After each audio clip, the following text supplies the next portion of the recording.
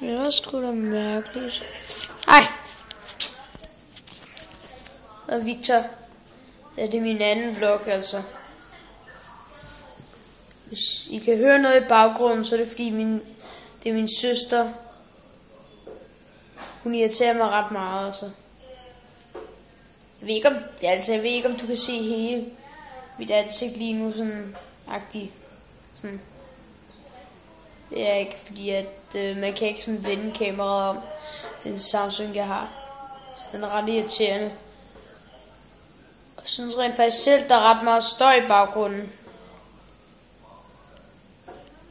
Fjernsynet så åbenbart tændt.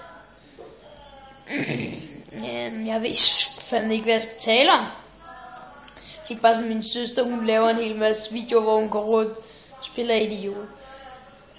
Så hvad fanden skal jeg lave? Hvis der er overhovedet nogen som der ser, hvis der er overhovedet nogen fans eller noget der ser mig, så prøv at skrive noget i kommentaren. Et eller andet I synes jeg kan gøre. Et eller andet sjovt, bare ikke for mærkeligt. Farvel.